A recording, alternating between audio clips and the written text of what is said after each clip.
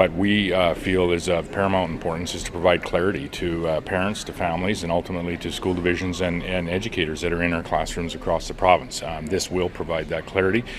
We've said for a number of weeks now that there are tools available to the government to ensure that this policy is in place moving forward through the next number of months and years, and that is going to be the case.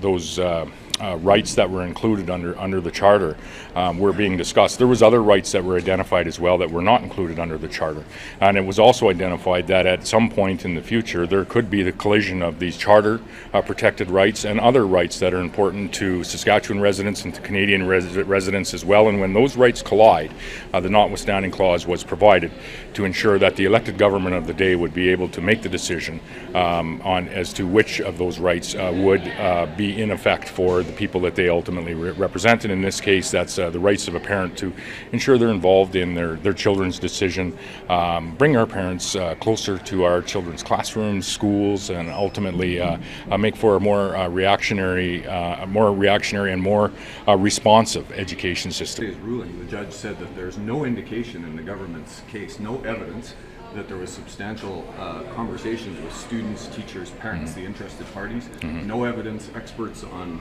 child impact were considered, and no evidence that legal experts were considered on the legislation. What do you have to say about that? Well, again, as you mentioned, the case hasn't been heard yet, and so that evidence would ultimately be forthcoming. I would presume, I'm not a lawyer, that'll be representing in this case. At that time, it was an injunction hearing.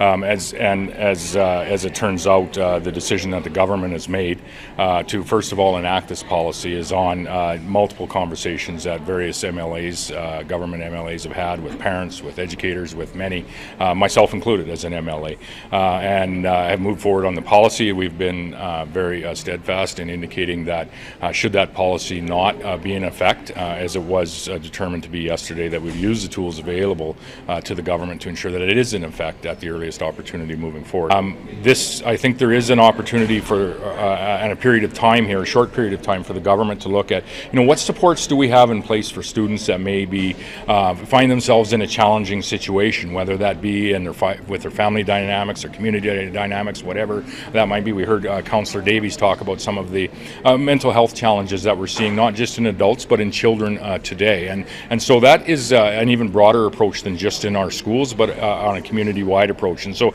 we're looking at some of the rapid access counseling services that we have expanded. I think we have them available to adults in 30 communities, now expanding 13 of those communities to youth. Is there a possibility for us to expand some of those services?